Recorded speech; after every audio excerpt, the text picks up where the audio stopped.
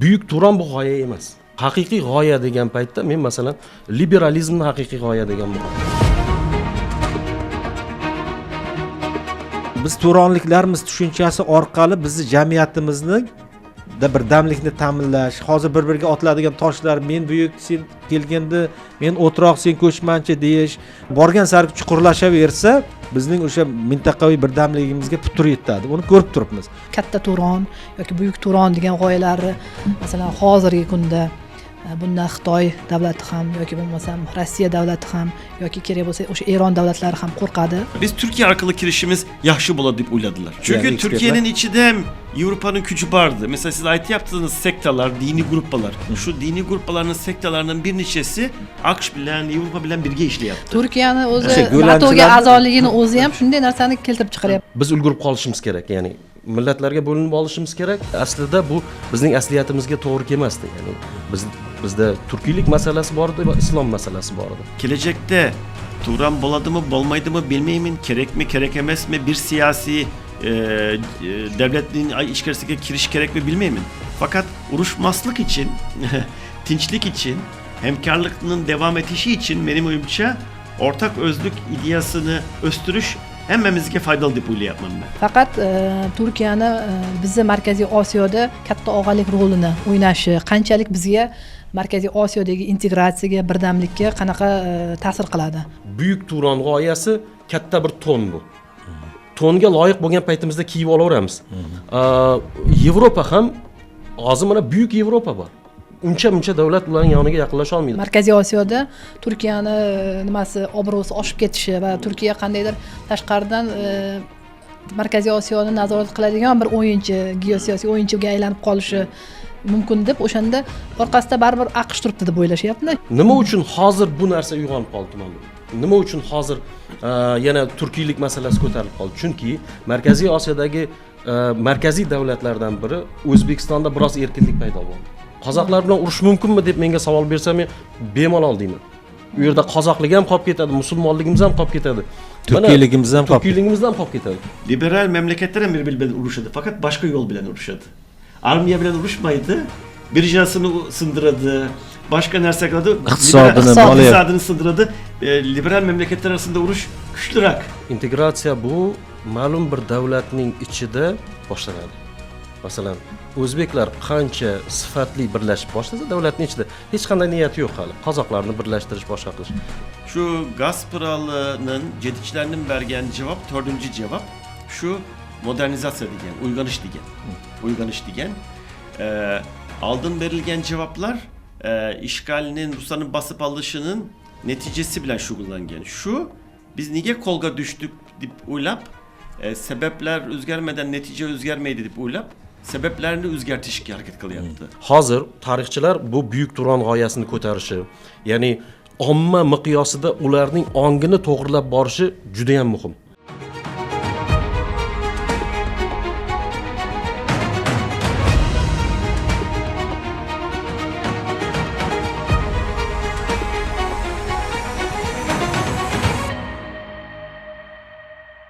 Assalomu alaykum, hurmatli kuzatuvchilarimiz.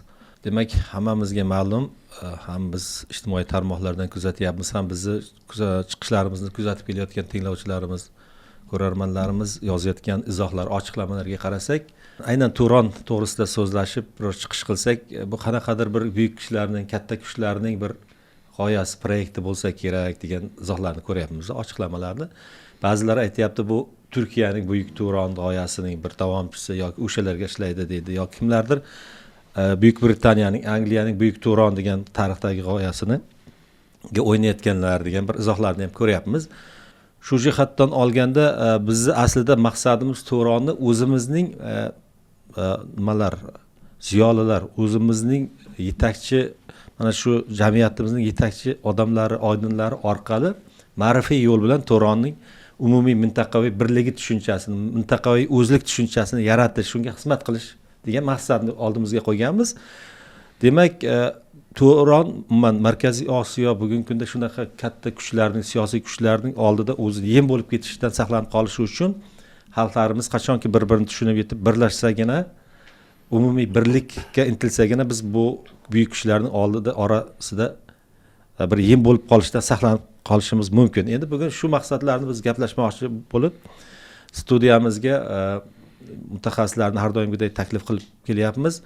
Bugungi kundagi mehmonimiz turkiyalik adabiyotshunos, tarixchi, olim Bakir Tuman So'monjo'g'li. Bu kishi fitrat bo'yicha katta ishlar, ilmiy ishlar amalga oshirgan. Keyingi doktorlik ishi ham mana aynan Rossiyaning Turkistonda amalga oshirgan ma'rifiy siyosatlari mavzusida bo'lgan. Ikkinchi suhbatdoshimiz ko'pchilikka tanish, ijtimoiy tarmoqlarda ko'p chiqadilar. Hamid Sodiq, huquqshunos ham siyosatshunos olim sifatida bilamiz.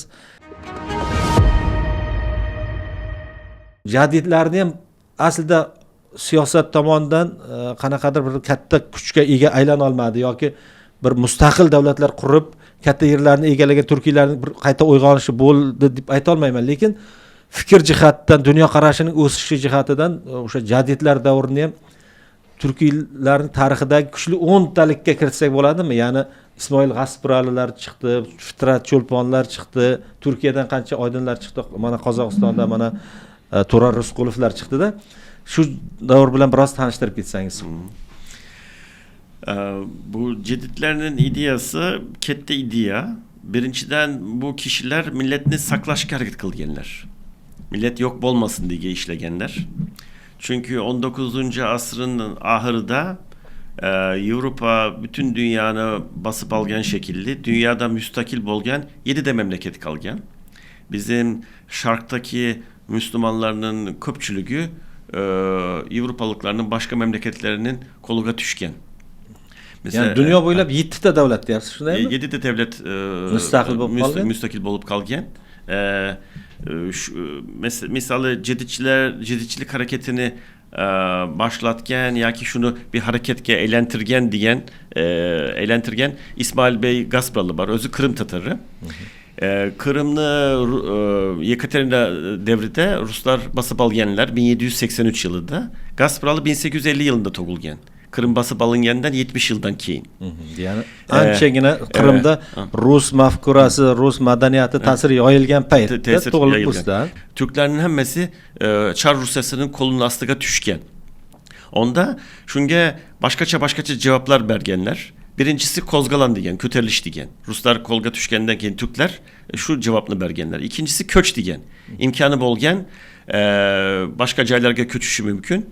Üçüncüsü kelişim degenlerse. Kelişişke mecbur bolgenler. Ya ki öz menfaati için.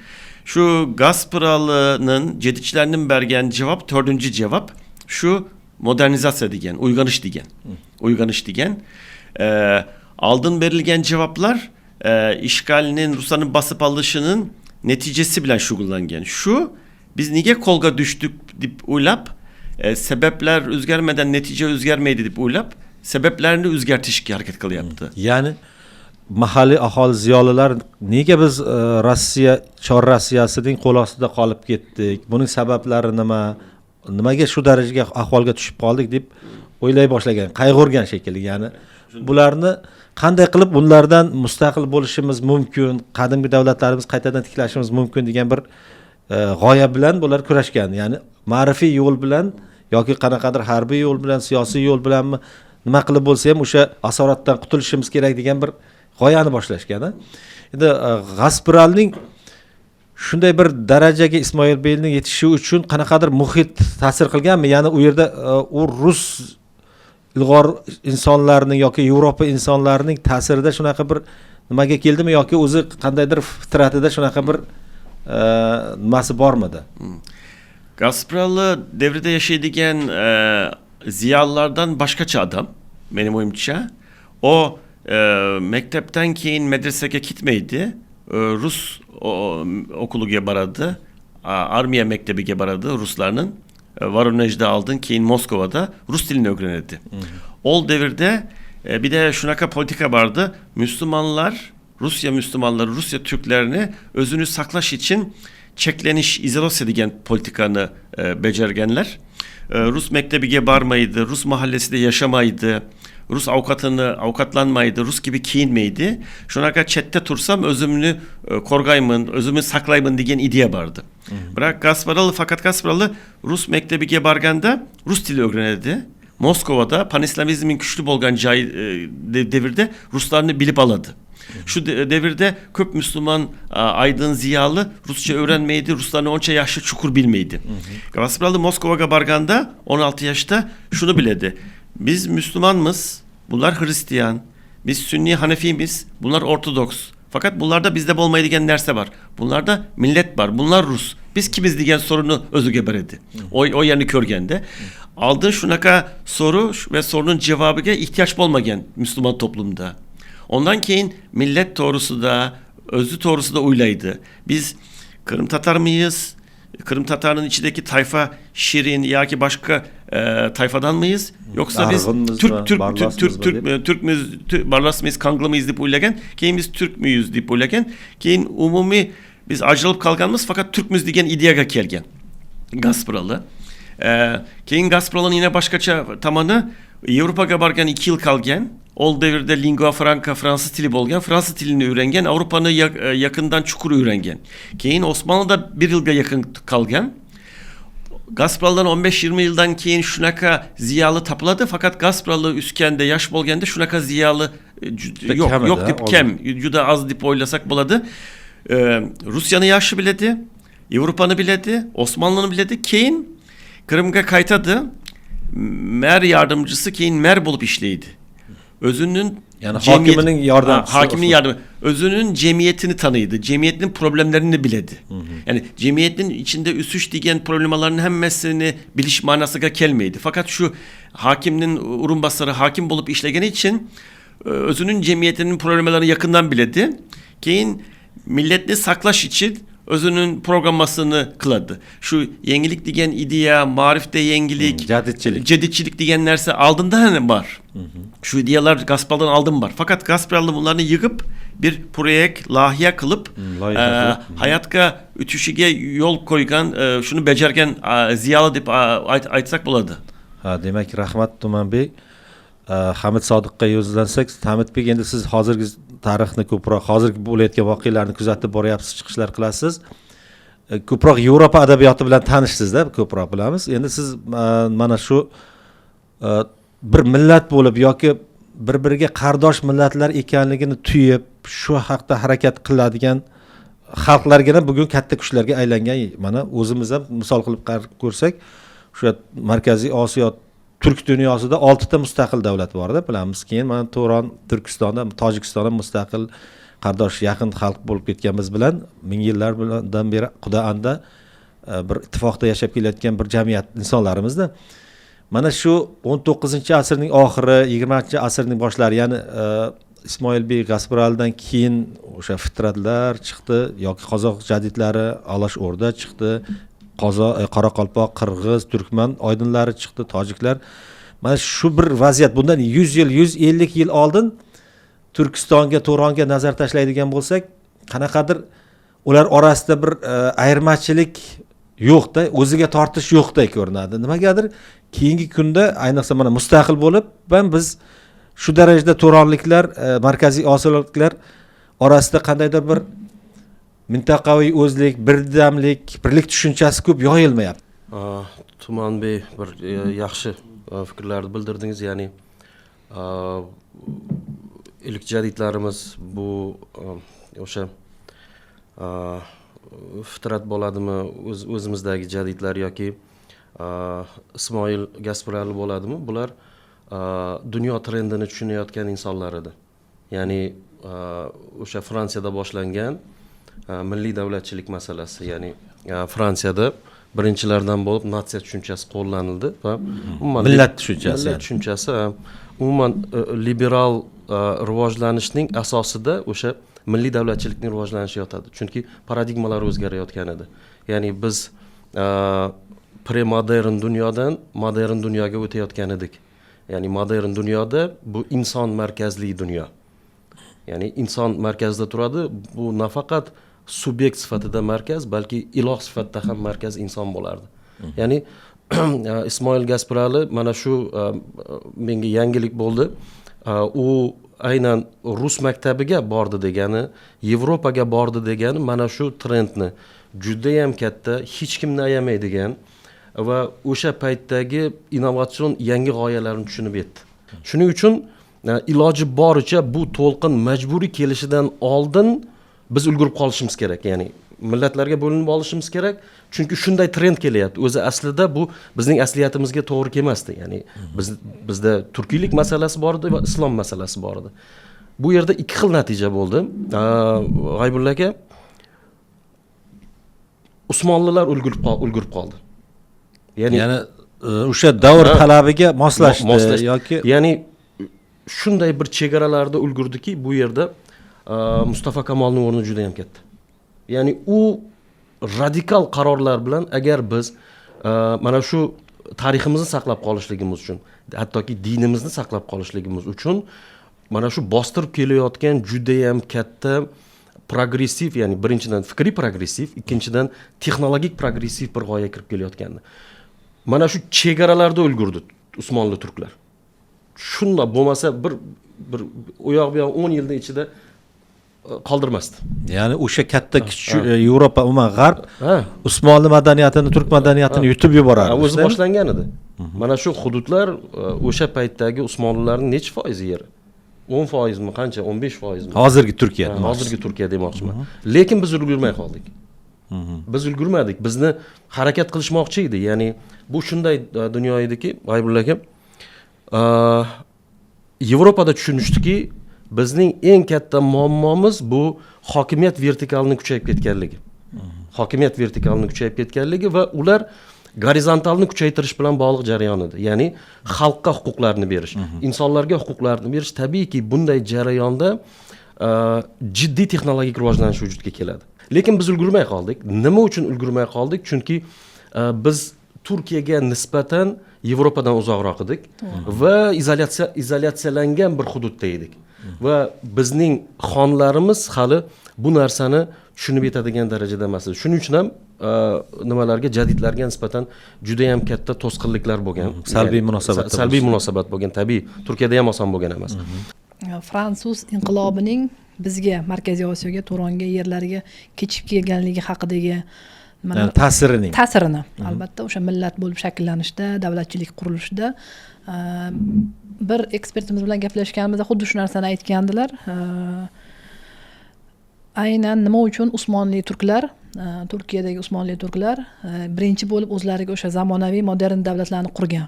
Chunki ular baribir Yevropaga yaqinroq, o'sha Fransuz inqilobining ta'siri ularda ko'proq bo'lgan va ziyolilar, olimlarning ta'sirlari ham bilan va bizda Markaziy Osiyo yerlarida o'sha xonliklar davridagi, hozir Hamidbek aytgandek, xonliklar davridagi bir izolyatsiya hisoblanadimi yoki bo'lmasam qandaydir bir men degan o'zini shaxsiy ambitsiyalarini yoki har birini o'zini alohida bir uchta xonlik biz birinchi bo'lishimiz kerak degan nimalarda birlashmaganligi uchun ham o'sha Chor Rossiyasiga va keyinchalik o'sha Sovet sho'rolariga qandaydir nima deydi, bo'ysunishlar qo'l ostida qolib ketdi. Endi menda shu yerda shunday savol tug'ilyaptiki, yuqoridagi bizni asosiy g'oyamizdan biri bu o'sha Turon g'oyasini Turkiyada tug'ilishi yoki umuman Markaziy Osiyoda qanday tug'ilganligi haqida Tumanbek aytgandek, boya Turkistonliklar, O'rta Osiyodan borgan Turkistonliklar Turkiyada o'zlarini qandaydir g'oyalarini, nimalarini yoyishgan. Ular Turkistonliklar degan jamoa bilan birlashishgan. Lekin o'sha Kamol Otaturk yoki bo'lmasam o'sha Ismoil Gasprinskiydan keyin bir nimalar ziyolilar paydo bo'lganki, masalan Ziyo Go'kalp yoki Yusuf Oqcho'ri. Ular bilan birga turonchilik g'oyasi tug'ildi.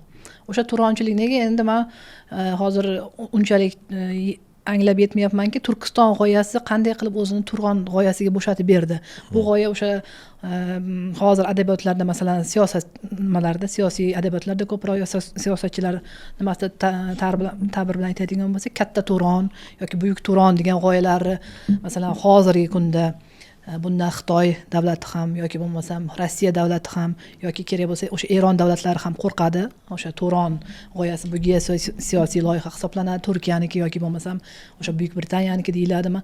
O'sha Turon g'oyasini Turkiyada paydo bo'lishiga o'sha 20-yuzillikni boshlarida qanday bir muhitlar, Turkiston ular uchun e'zozlangan bir nima edi, g'oya edi. Keyin qanday qilib Turonga bo'shatib berdi o'rnini degan savol tug'ilyapti menda.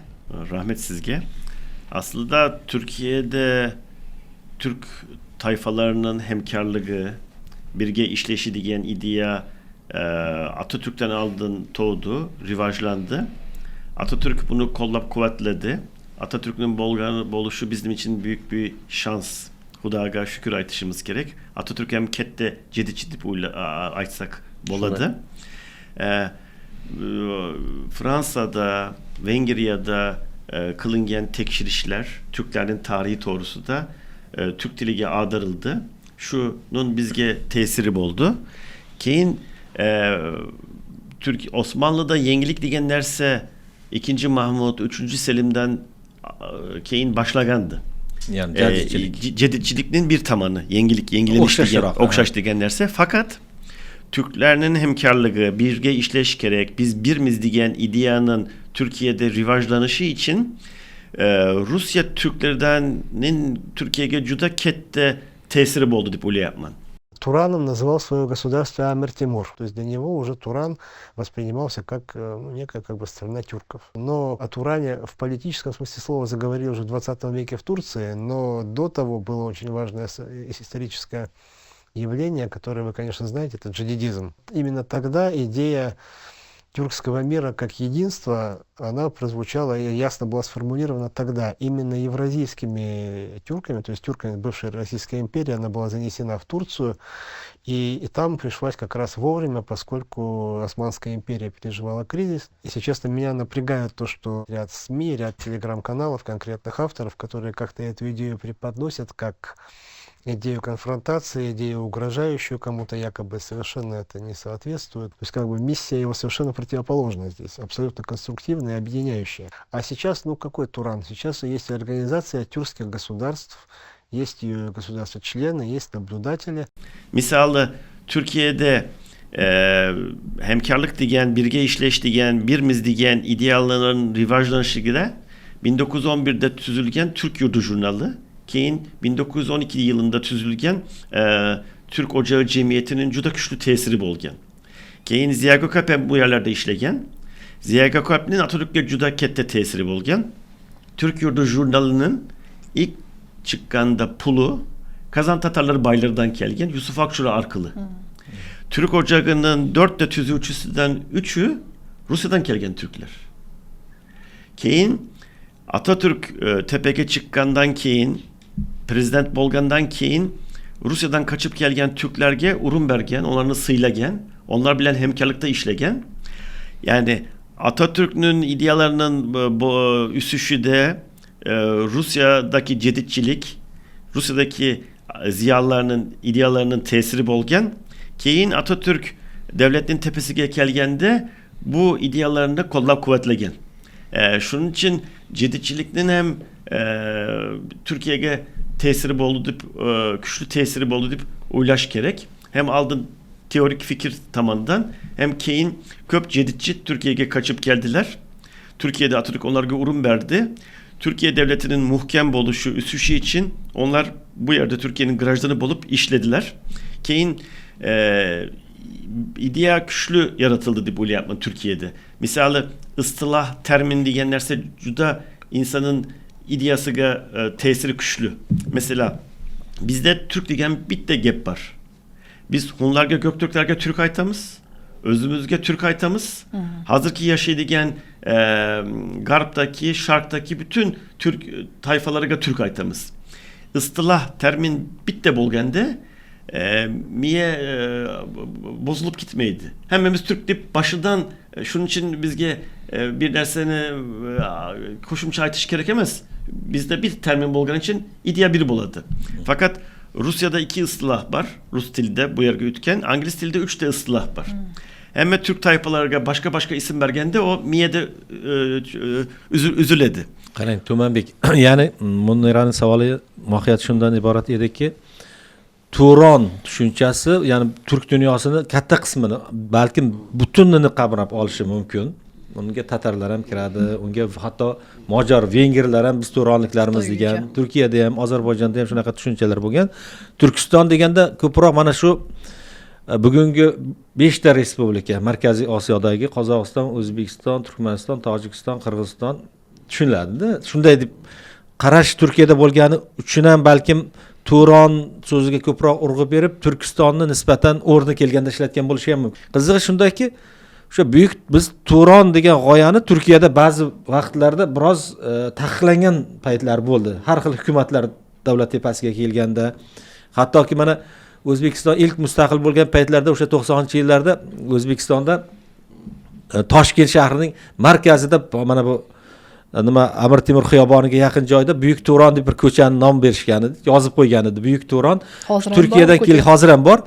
Turkiyadan kelgan qardoshlarimiz, o tarixchimi, oddiy insonlarmi, adabiyotchimi, shuni oldida suratga tushardi-da. Keling deydi, Turkiyada taqiqlangan Turon so'zi bu yerda Buyuk Turon deb yozib qo'yilibdi. Hatto ko'chaning nomi berilgan deydi. Mana shunaqa masalalar nimadan kelib chiqdi? Turkiyada Turonga bo'lgan oldingi yondashuv va bugungi yondashuvda o'zgarishlar bormi? Umuman Turkiyadagi Buyuk Turon tushunchasining mohiyati, icharigi nimada? Shuni biroz suhbatlashsak. Hazır bunu biraz aytış kıyın, köp vakit gerek.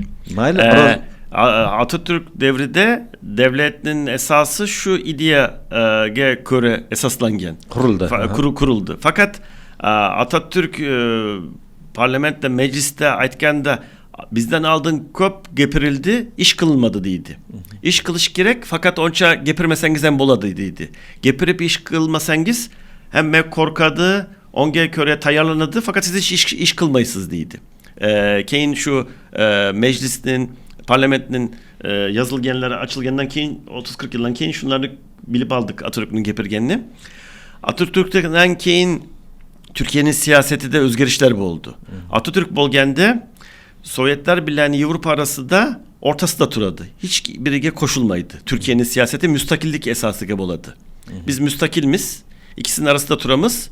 Özümüzün hemen nersesine özümüz karar kılamız. Biror tomonga og'ib ketmaymiz. Akıp gitmeydi. Şunaka.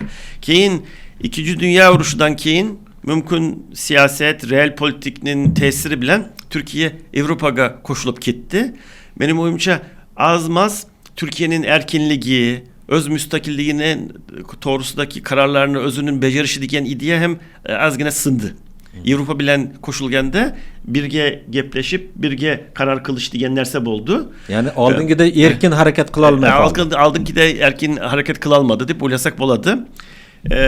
Keyin köp özgerişler oldu. Mesela 1990. yıldan aldın SSR'deki Türk tayfaları doğrusu da gepredigen fakat Türkiye'de Türk milliyetperverleriydi.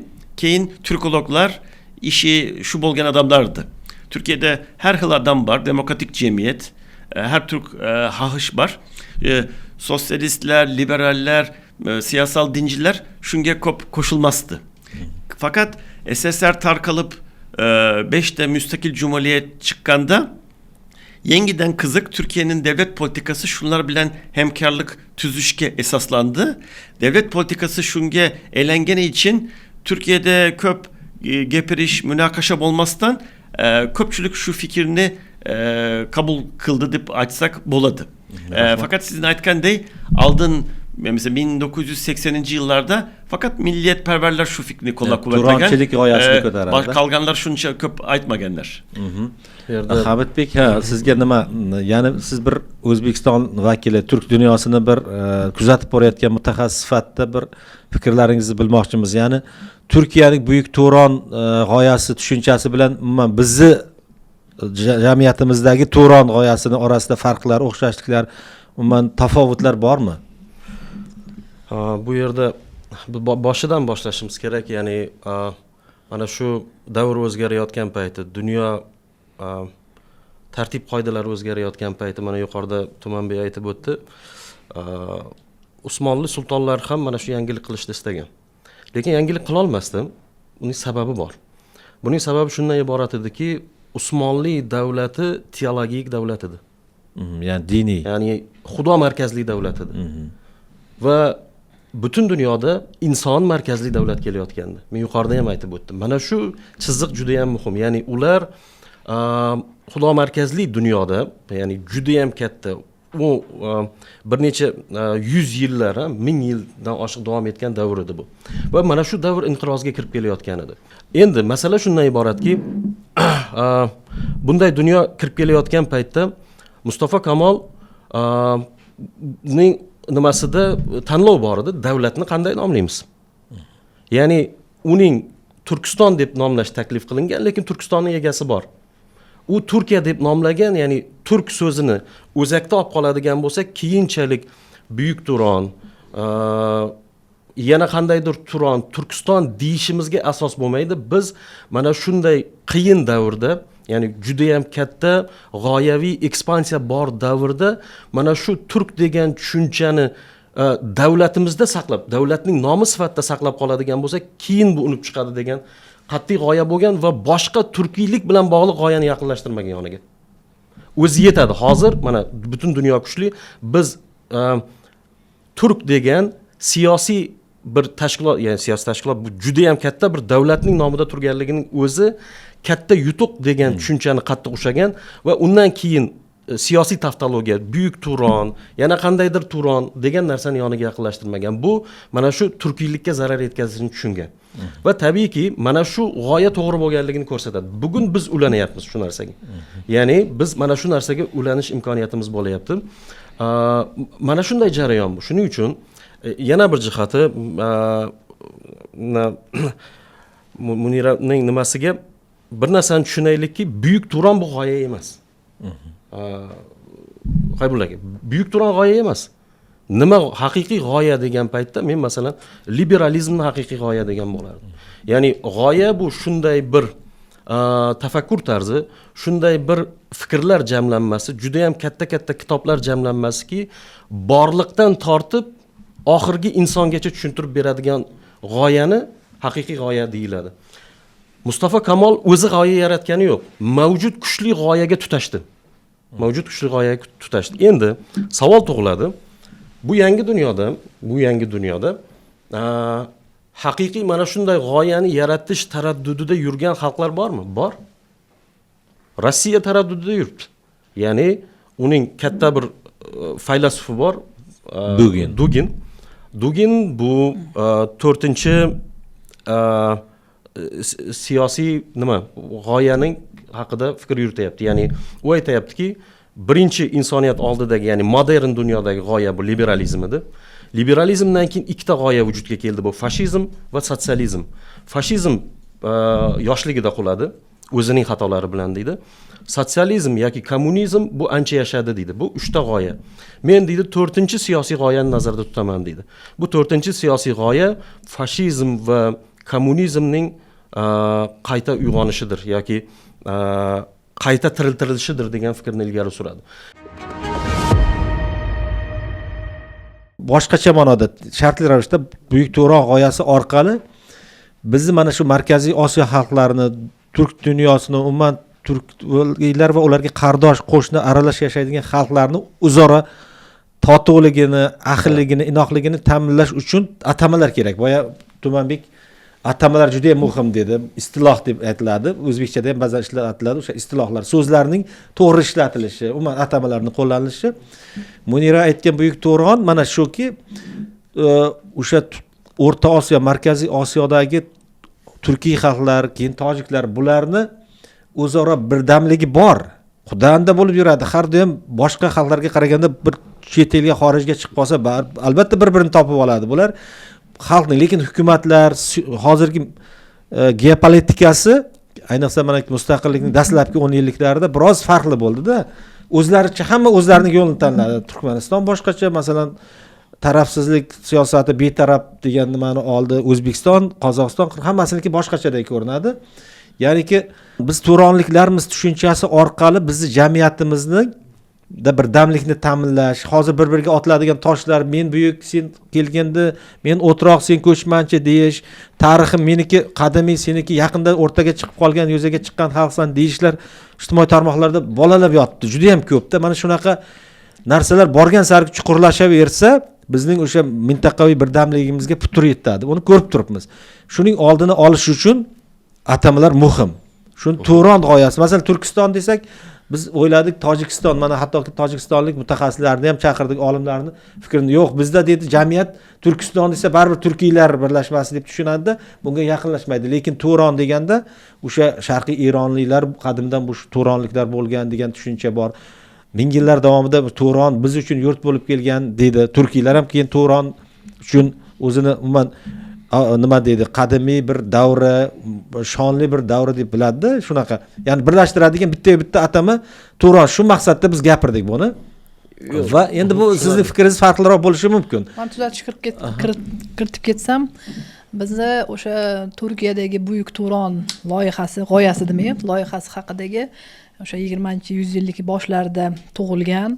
Bunda o'sha pan islamizm deyiladi yoki pan turkizm deyiladi.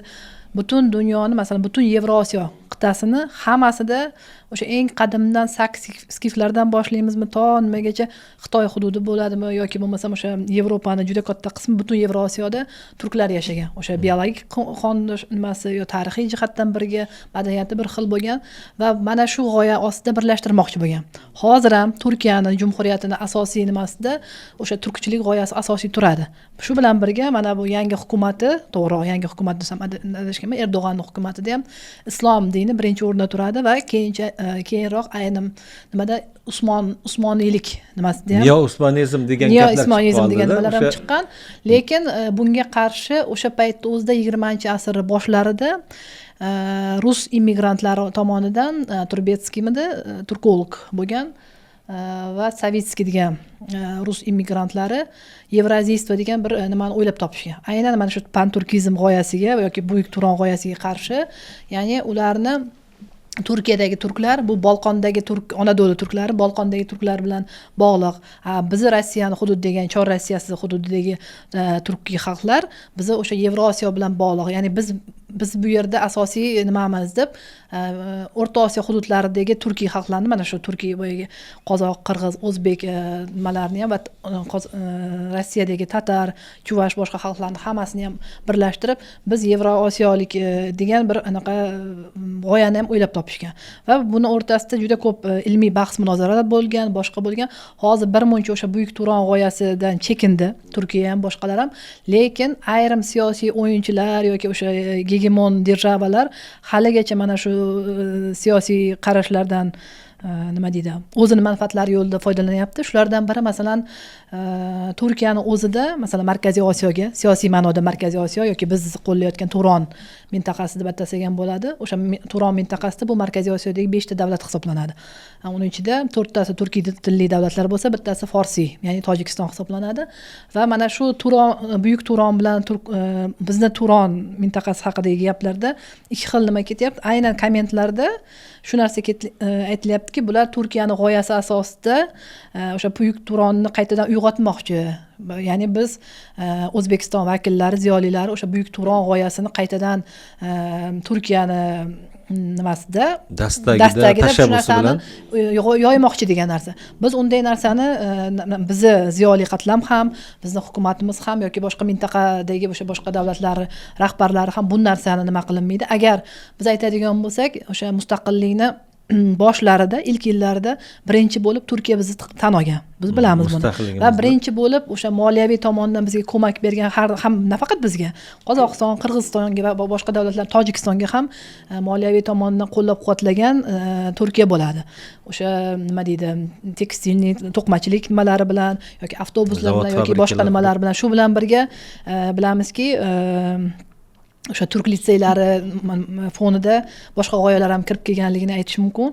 Keyinroq masalan birinchi hukumat, O'zbekiston birinchi hukumati, birinchi prezident Islom Karimov vaqtida anglab yetgan bu o'sha turli g'oyalari va bu narsani turk litseylari yopilganini bilamiz va yaqinda mana Turkiya Jumhuriyatining prezidenti Erdo'g'an to'g'ri aytgan.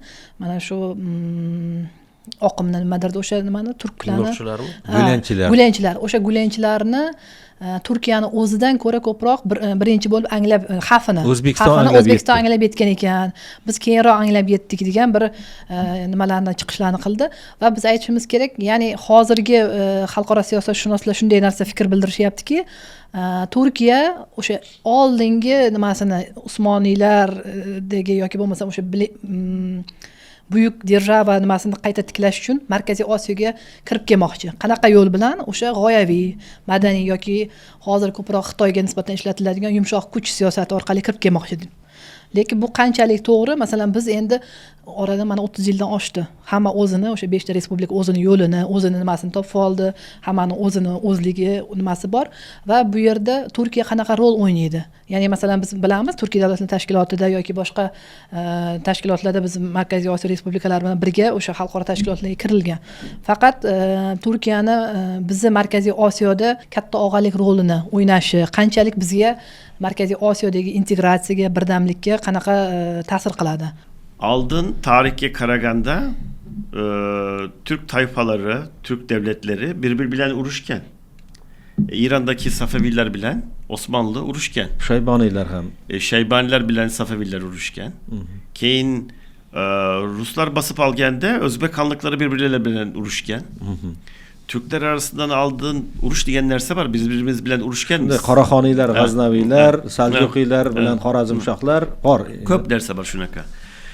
Ortak özlük diyen ideye bolsa şu uruşuşlu toktatışta yardım veredi. Ortak kimlikten ortak menfaat çıkadı.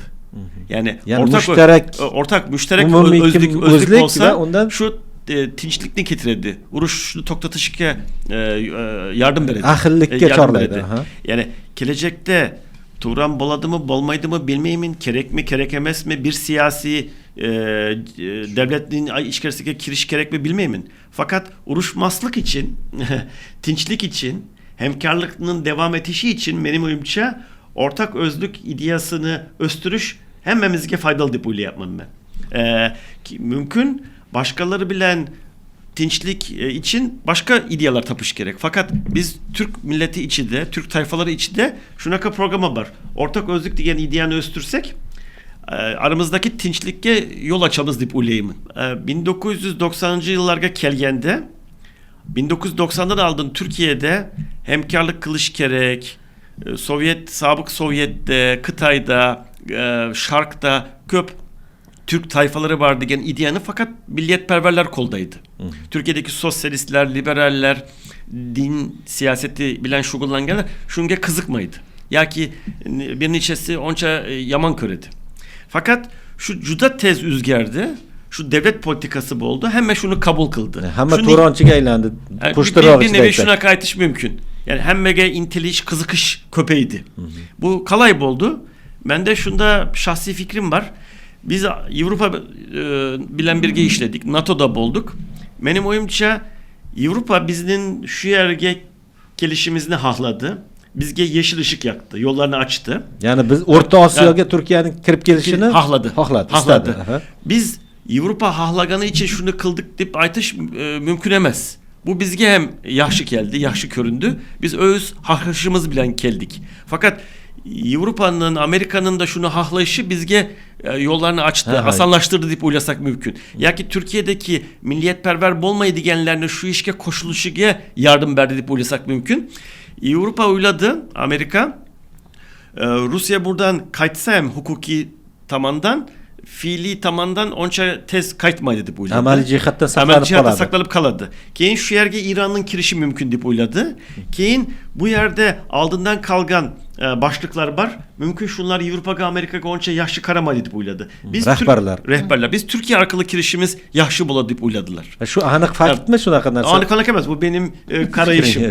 Bu benim karayışım. Mutaxassislar shunday yozyapti. Çünkü Türkiye'nin içinde hem Avrupa'nın gücü vardı. Mesela siz IT yaptığınız sektalar, dini gruplar. Şu dini grupların sektalarının bir neçesi AQSh bilen, Avrupa bilen birge işle yaptı. Turkiyani o'zi NATOga a'zoligini o'zi ham shunday narsani keltirib chiqaryapti. Masalan, rossiyalik siyosatshunoslarning eng ko'p xavotir olishi, ya'ni bu yerda O'rta Osiyo, Markaziy Osiyoda Turkiyani nimasi obro'si oshib ketishi va Turkiya qandaydir tashqaridan Markaziy Osiyoni nazorat qiladigan bir o'yinchi, geosiyosiy o'yinchiga aylanib qolishi mumkin deb o'shanda orqasida baribir AQSh turibdi deb o'ylashyapti. Chunki baribir Turkiya bu NATOga kirgan tashkilot hisoblanadi. Hozir siz aytayotgan gapga ham qanchalik o'sha Turkiya AQSh va Yevropa orqali o'sha yo'lak ochib berildi deganga men bilmadim, balki shunaqa prognozlar shunaqa to'g'ri bo'ladimi yoki yo'qmi? Bunun fakti qayerda? Bitta joyda yazılı resmi ücret görmegen. Fakat Türkiye'nin medyası, televidinyaları köpçülük baylarının da aldın. Ki Avrupa'ya yakın adamlarınkiydi. Aldın şu Türk milletinin hemkarlığı onca yaşlı karavaydı gen. Ya ki hiç gep aytmaydı gen adamlar. Birden derrov şu işini kolga alıp şu torsta gepirişke başladılar. Şu aldım münazara bolsa, keyin şunlar şu fikirler yaşlı deyip kabul kılsalar, keyin şu yolga kirseler, şu düşünerli. Fakat birden darrov şu işe kirdiler. Şurada benim oyumca azmaz tabip olmayı diyen nerse var deyip öyle yapman. Fakat şunu aytamın. Avrupa, Amerika hahlaganı için Türkiye şu yolga kirdip aytış mümkün emez. Türkiye'nin özü de hem bu hahış vardı. Eşikler açılgende Türkiye bu yoldan kirişini hahladı diyeyim deyip öyle yapman. Keyin Türkiye'nin onca kette siyasi programı bolganını ben uylamayım. Büyük Turan diyen. Yani şu erkek kelemiz, bunlarını alamız, büyük Turan kapı. Şunda kette idea yok. Mesela business kılamız değildi. Kaltamızga pul keledi değildi. Başkası çöntekimizge. Kalta Kazakça olsa gerek. Şunaka. Hem adam özünün tamamından öyle yaptı. Şunca kette idea benim oyumca onca yok. Diyelim. Qarang, Munirxon, bir narsani tushunib olaylik. Juda ham yaxshi masalalarni ko'tardingiz Tumanbek. Chunki davlatda qarindoshchilik tushunchasi yo'q. To'g'ri, siyosatda. Davlat, umuman davlat degan siyosiy tanada, Leviafonda qarindoshchilik tushunchasi yo'q, jins tushunchasi yo'q, millat tushunchasi yo'q, milliyatchilik tushunchasi yo'q. Shuning uchun ham bir-biri bilan urushadi bular. Ya'ni dunyodagi eng ko'p urushgan hudud bu Yevropa hisoblanadi. Ya'ni urushlar tarixini nuqtalarda ko'rsatilgan rasm bor. Dunyoning deyarli 80% urushi mana shu Yevropa hududida bo'lgan. Ya'ni tinimsiz urushgan bular. Biz mana tarixda Tashqaridagi urushlar ham ular tufayli bo'lgan. Meningcha ülke katta urushlar. Endi masala shundaki, mutafakkirlar savol qo'ydi. O'rtoqlar, ya'ni biz buyuk bir Yevropa qurish emas, qanday qilib urushmaymiz? Mana qandaydir dinimiz bir, millatimiz yaqin, lekin nima uchun tilimiz yaqin, nima uchun bir-birimiz bilan 100 yillab urushamiz? Nima uchun? Degan savolni qo'yishdi va Montesquieuga o'xshagan olimlar o'zining Qonunlar ruhi asarida bir nechta boblarni keltirdi. Masalan, Montesquieu aytadi, urush nima uchun qilinadi? Urushdan maqsad zabt qilish, zabt qilishdan maqsad saqlab qolishdir deydi. Va ular urushni jiddiy tafakkur qilishni boshladi. Va aytdiki, Locke'ga o'xshagan olimlar yoki John Stuart Millga o'xshagan olimlar aytdiki, qanday qilib urushmaymiz? Qanday qilib urushmaymiz? Va ular insonning tabiatiga tushdi. Aytdiki, inson tug'ilishi bilan jabrdan qochadi, komfortga intiladi. Komfortga intilar ekan. Demak, insonning tabiatida komfortga intilish yotadi va mana shu tushunchalardan kelib chiqdiki, biz uchun urushni o'zgartiradigan narsa kerak. Urushni nima o'zgartiradi? Fundamental o'zgartirish haqida gap ketyapti. Savdo o'zgartiradi dedi. Demak, biz qancha bir-birimiz bilan savdo qiladigan bo'lsak va atrofimizda komfort yaratadigan bo'lsak, bir-birimizga borib kelish uchun infrastruktura yaratadigan bo'lsak, biz bir-birimiz bilan urushmaymiz dedi. Ya'ni bu yerdagi millat tushunchasi, din tushunchasi, boshqa narsa bu unga qo'shimcha narsa bo'lar ekan degan tushunchaga bordi va shuning asosida liberalizm degan g'oya vujudga keldi. Va biz bugun ko'ryapmizki, liberal davlat bilan liberal davlat hech qachon urushmaydi. Liberal. Shuning uchun men yana fikrimni tugatib qo'yay. Bu yerda g'oya degan paytda G'aybulla akam, biz fundamental qachon urushmaymiz degan savolni qo'yish. Tumanbek, to'g'ri aytyapsiz. Ya'ni Turkiyada hech qanday bir pafosli bir g'oya yo'q. Ya'ni nima uchun hozir bu narsa uyg'onib qoldi Tumanbek? Nima uchun hozir yana turkiylik masalasi ko'tarilib qoldi? Chunki Markaziy Osiyodagi markaziy davlatlardan biri O'zbekistonda biroz erkinlik paydo bo'ldi. Shavkat Mirziyoyev hokimiyatga kelganimizdan keyin biroz demokratik siljish paydo bo'ldi. Ya'ni qattiq avtokratiyadan yumshoq avtokratiyadamiz hozir va demokratiyaga qarab yurishni o'ylayapmiz. Oson kechayotgani yo'q. Ya'ni biz qanchalik infrastruktura yaratadigan bo'lsak, bir-birimiz bilan ko'p savdo qiladigan bo'lsak, davlat degan maxluq o'shandagina urushmayman deydi. Qozoqlar bilan urush mumkinmi deb menga savol bersa, men bemalol deyman. U yerda qozoqlik ham qolib ketadi, musulmonligimiz ham qolib ketadi. Turkiyligimiz ham qolib ketadi. Turklarning eng katta yutug'i bular demokratiya bo'lganligi. Demokratiya siyosiy turkiyaliklarning, ya'ni Usmonli turklarni nazarda tutyapman. Shuning uchun biz, ya'ni to'g'ri, G'aybulla aka, men sizning fikrlaringizni qo'llab-quvvatlayman. Buyuk Turon g'oyasi katta bir ton bu. Tonga loyiq bo'lgan paytimizda kiyib olaveramiz. Yevropa ham hozir mana buyuk Yevropa bor. Uncha davlat ularning yoniga yaqinlasha olmaydi. Amerika Qo'shma Shtatlari ham hisoblashadi. Bugungi kunda biroz zaiflashgan. Ular ham boshida buyuk Yevropa haqida o'ylashmagan. Biroq baraka topkurlar, bir odamga o'xshab yashaylik, qachon urushmaymiz degan savolni qo'yishgan. 1950-yilning 9-mayida Fransiya hukumati tashqi ishlar vaziri Robert Schuman vakilligida Germaniyaga birdamlik rejasini taklif etadi. Bu reja sanoat va qurol ishlab chiqarish uchun zarur resurs hisoblangan ko'mir va po'lat ishlab chiqarishning umumiy nazoratini o'z ichiga olardi. Taklifning maqsadi iqtisodiy o'sishni tezlashtirish va tinchlikni ta'minlashdan iborat edi. Loyiha boshqa mamlakatlarning qo'shilishi uchun ochiq tarzda yaratiladi. Bir yil o'tgach, Parij shahrida 6 mamlakat Yevropa ko'mir va po'lat uyushmasi bo'yicha o'zaro shartnoma imzolaydi. Germaniya temir parda bilan ikkiga ajratilganligi sababli faqat G'arbiy Germaniya ushbu uyushmaga a'zo bo'ladi. Yevropaning rivojlanishini tezlashtirish maqsadida 1957-yil 25-mart kuni uyushmaning 6 ta'sischi mamlakat a'zolari Rimda yig'ilish o'tkazadi. Yig'ilish davomida ikkita yangi shartnoma imzolanadi. Birinchi shartnoma Yevropa iqtisodiy hamjamiyatini tashkil etishni nazarda tutadi. Hamjamiyatning asosiy maqsadi inson resurslari erkin harakatlana oladigan umumiy ishchi bozorga asos solish va a'zo davlatlar o'rtasidagi boj to'lovlarini soddalashtirishdan iborat edi. Shartnomada transport, savdo-sotiq va qishloq xo'jaligini rivojlantirishning umumiy yo'nalishlari ham belgilab qo'yilgan edi. Samaradorlikni oshirish uchun har 3 tashkilotning institutlari birlashtiriladi. Endi ularning o'rnini yagona komissiya egallaydi va komissiya a'zolari davlat rahbarlari tomonidan tayinlanadi. Ushbu komissiya a'zolarining maqsadi hamjamiyatga a'zo davlatlarning umumiy manfaatlarini ko'zlab qonunlar ishlab chiqarishdan iborat edi. 1992-yil 7-fevralda Yevropa davlatlarining rahbarlari Maastricht shartnomasini imzolaydilar. Unga ko'ra Yevropa ittifoqi tashkil etiladi va u rivojlanishni boshlaydi. Shartnoma iqtisodiy ittifoq va kelajakda umumiy Yevropa valyutasini yaratishni nazarda tutardi. Uni barcha davlatlar, shu jumladan Daniya ham ratifikatsiya qiladi. Shuning uchun hozir tarixchilar bu buyuk Turon g'oyasini ko'tarishi, ya'ni omma miqyosida ularning ongini to'g'rilab borishi juda ham muhim. Lekin bu asos emas. Asosda biz qanday urushmasligimiz mumkin. Bir tarafdan tarixchilarning yo'lida, tarixchilar kim uchun ishlaydi? Omma uchun ishlaydi va ularning fikrlarida Turon degan narsa bo'lib turishi muhim, lekin biz uning tagida siyosiy institutlarni moslab borishimiz kerak.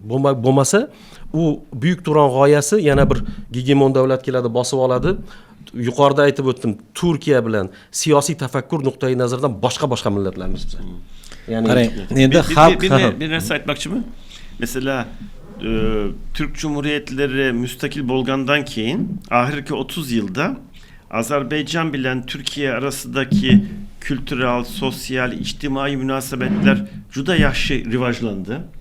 Azerbaycan'dan Türkiye'ye gelip okuyan studentlerin sanı 150 binden aşıp ketdi. Turizm güçlü, alakalar juda güçlü. Bir iki red Türkiye bilen Azerbaycan arasında siyasi bir iki mertebe Türkiye bilen Azerbaycan arasında siyasi krizis buluşu duç geldi.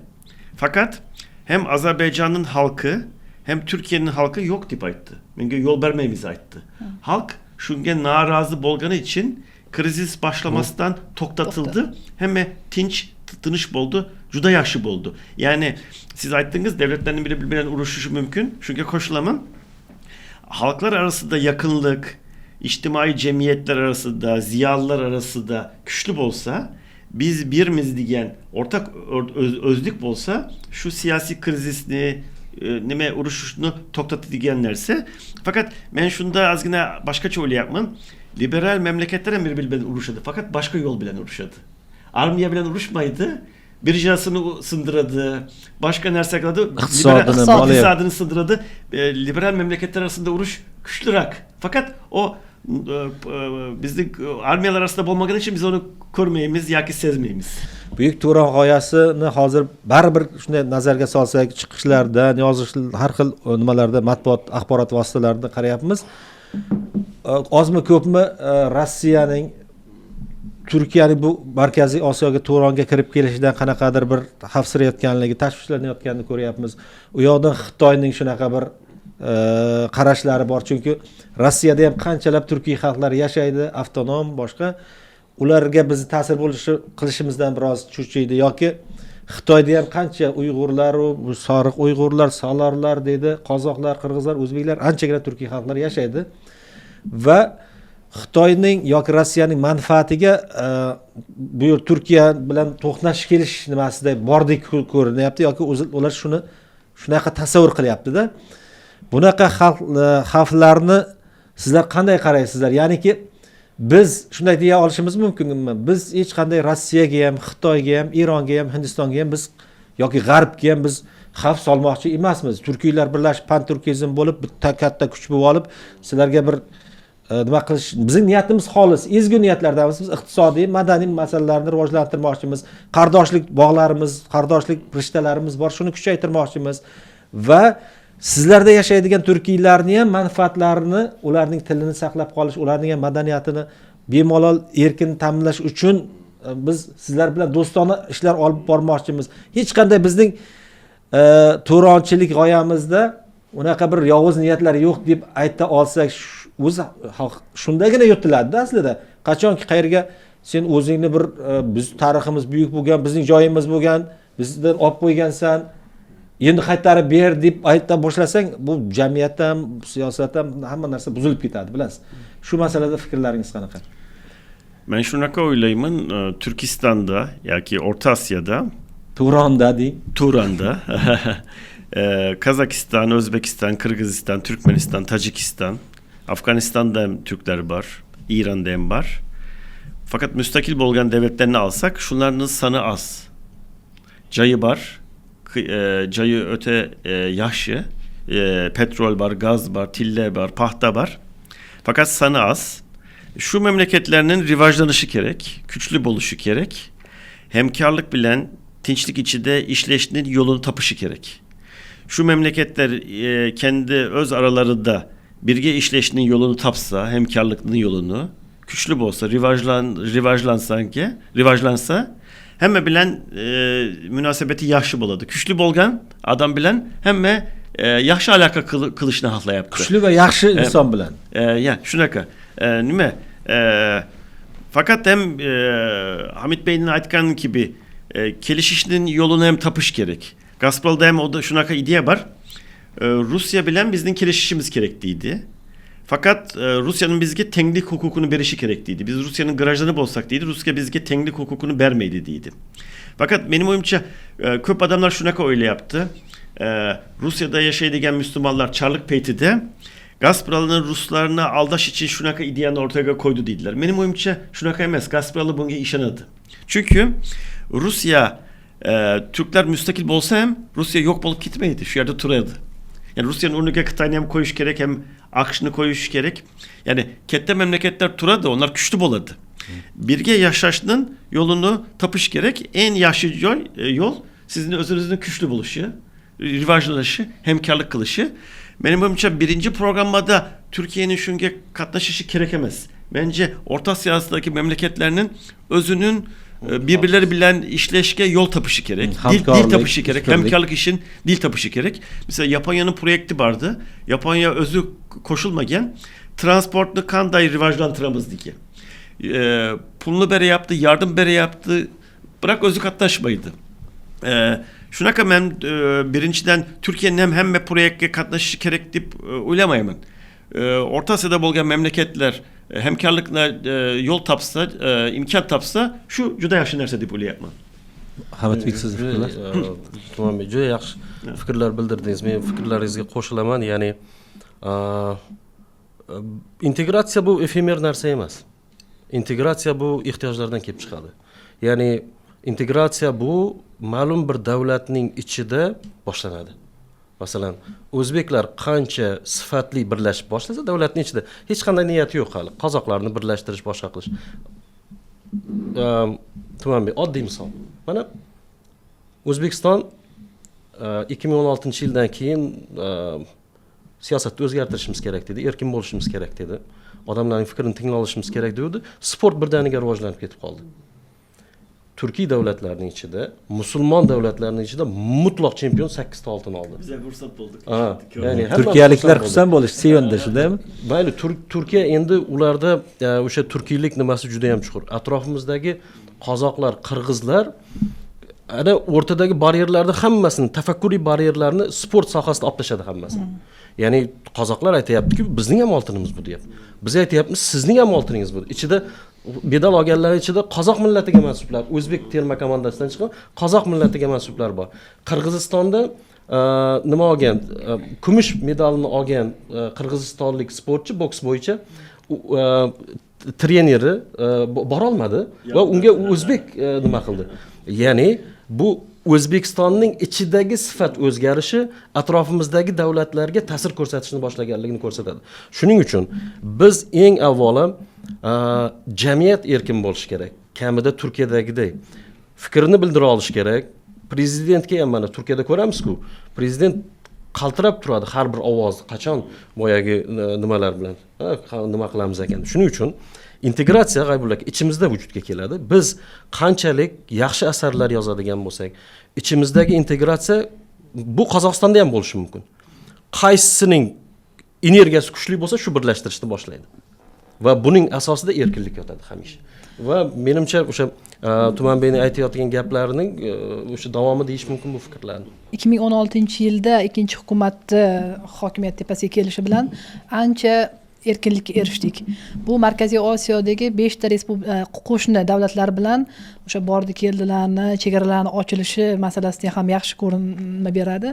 Ayniqsa mana Tojikiston bilan birga chegaralar ochildi yoki Qozog'iston bilan yoki boshqa Turon degan nimani g'oyani olib chiqishimizdan asl maqsad biz mana shu Turkiyani yoki boshqa bir davlatni g'oyasini yoyish emas, mana shu mintaqaviy doiradagi birlikni birlashish kerak. Bizga tashqaridan biror bir yangi o'yinchi kerak emas. Biz o'zi har bir mamlakat, har bir davlat o'zini yo'lini, o'zini iqtisodini, o'ziga xos siyosatini belgilab olgan.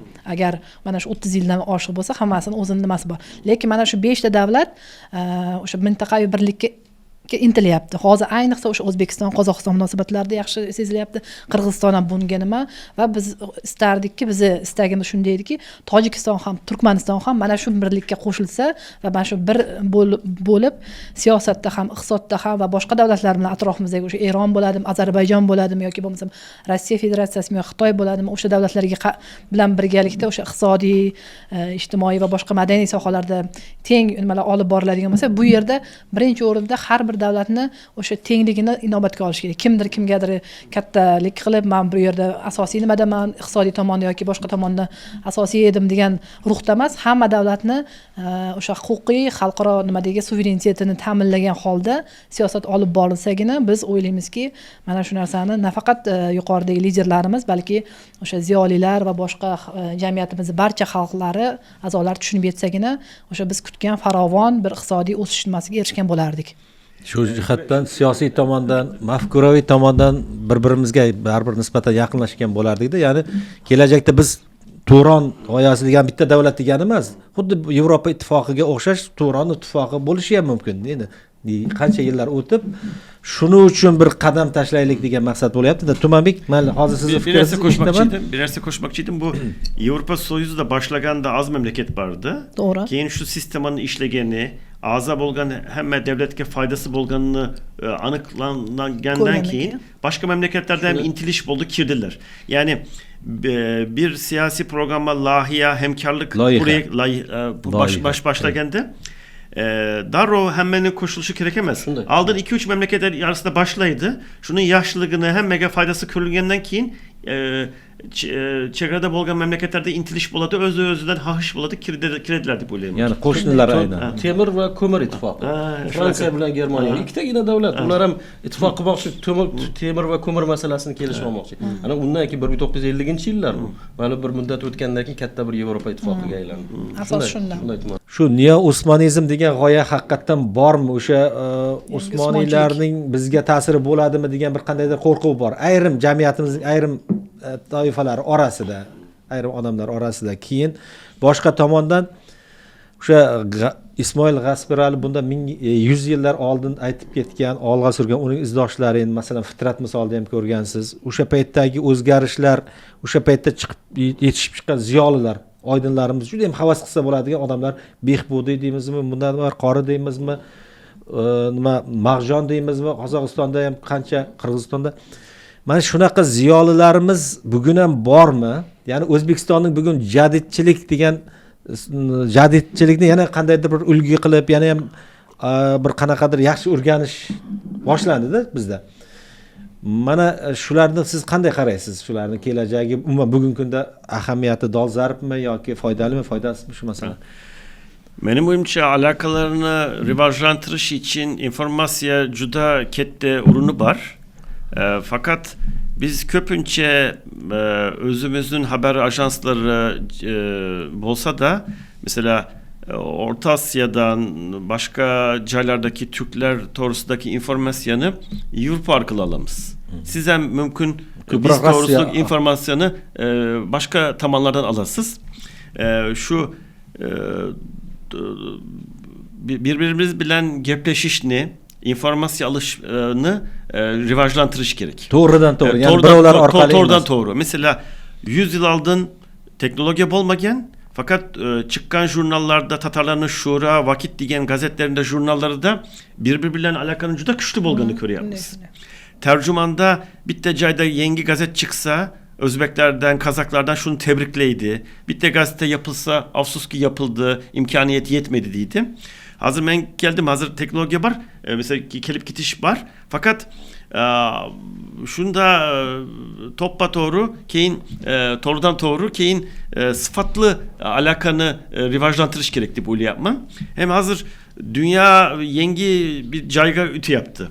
Aldığınki sistema mümkün onu kaldıradılar. Mümkün uruşlar boladı. Ya ki dünya kay tamanga kitedi hali belgileyemez. Şunu uylap gelecekte tayalanış gerekti bu yapmanın. Şunun için de en yaşı nerse marif, keyin yerkinlik sizin erkinlik sizin aytkanda, keyin münasebetlerini rivajlantırış gerek. Bir bilan gaplaşıp bir yol tapamız deb bu yapman. Rahmat. Sizni Hamidbek fikrlaringiz? Oybul aka qarang, davrlar o'zgarayotgan paytda hamma narsa o'zini ko'rsatishga harakat qiladi. Bu tarixiy qoida. Ya'ni biz ma'lum bir chegaraga yetib keldik va qandaydir post davr vujudga kelyapti. Tumanbek aytganda hali bilmaymiz qanday davr ekanligini. Va mana shu davrda hamma narsa o'zini ko'rsatadi. Men e'tibor bering. Hamma narsaning neosi bor hozir. Neo Osmonizm, neo SSSR, neoliberalizm, hattoki neojadidizm ham bor. Neojadidlarimiz ham bor, ha? Neojadidizm tushunchasini. Va neofashizm bor. Hamma narsaning neosi bor. Shu bilan birga neo-osmonizm ham bor. Shuning uchun bu mana shunday bir uyg'onish davrida har bir g'oya o'zini ko'rsatishga bo'lgan jarayon hisoblanadi va qaysi biri yashab ketadi bilmaymiz hali. Faqat bu jarayonda loser bo'lmaslik uchun Tumanbek aytgan masalalar juda ham zarur. Hurmatli kuzatuvchilarimiz, bugun biz Turkiya misolida buyuk Turon g'oyasini yoritib berishga harakat qildik. Bilmayman qay darajada ochiqlay oldik. Baribir vaqtimiz yetarli emas. Aslida bu masalani soatlab so'zlashsa, suhbatlashsa bo'ladi. Keyingi ko'rsatuvlarimizda ham bu masalani davom ettiramiz degan umiddaman. Shu bilan bizni bugungi chiqishimizni, bugungi programmamizni yakunlaymiz. Sog' bo'ling, salomat bo'ling.